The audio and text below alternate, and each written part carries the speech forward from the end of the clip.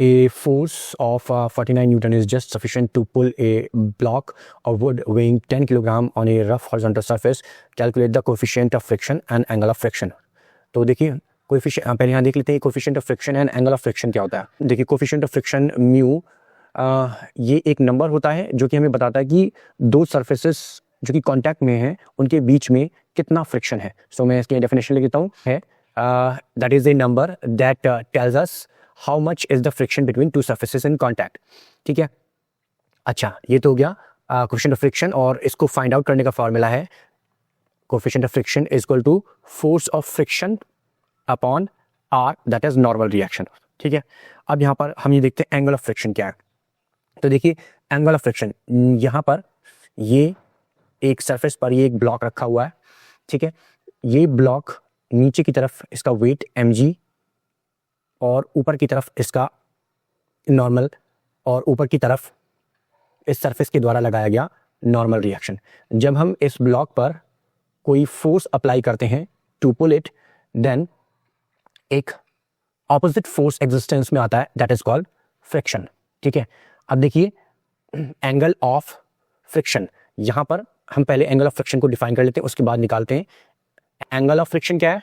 Angle of friction वो angle है जो कि फ्रिक्शन एंड नॉर्मल रिएक्शन का रिजल्टेंट है, वो रिजल्टेंट जो नॉर्मल रिएक्शन के साथ एंगल बनाता है।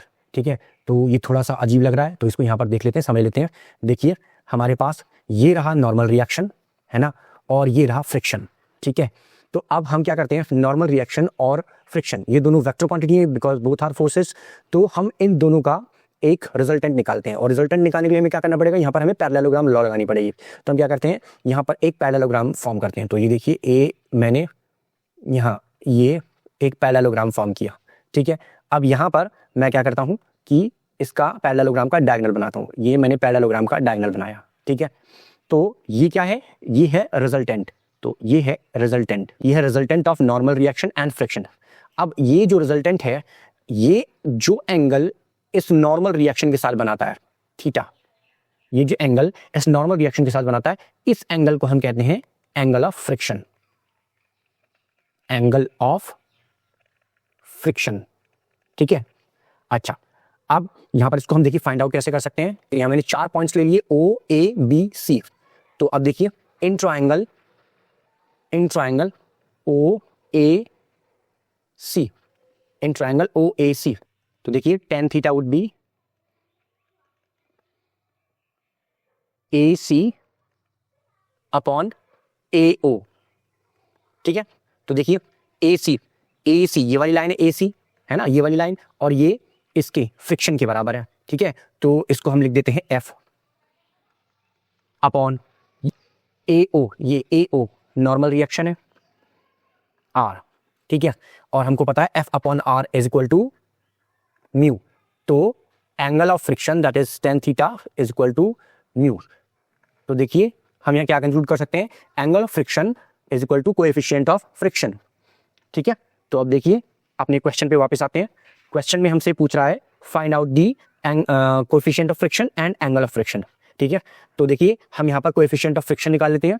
तो कोएफिशिएंट ऑफ फ्रिक्शन हमारे पास क्या होता है, force of friction upon normal reaction. तो अगर हम क्वेश्चन में देखेंगे तो हमारे को कि a force of 49 newton is just sufficient to pull the block of wood weighing 10 kg है ना, 10 kg का ब्लॉक है।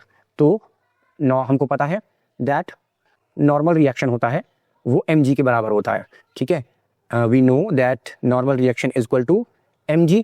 ठीक है, तो m हमको दिया हुआ है, m हमको दिया हुआ है 10, g 9.8, तो नॉर्मल रिएक्शन हो गया 98 न्यूटन।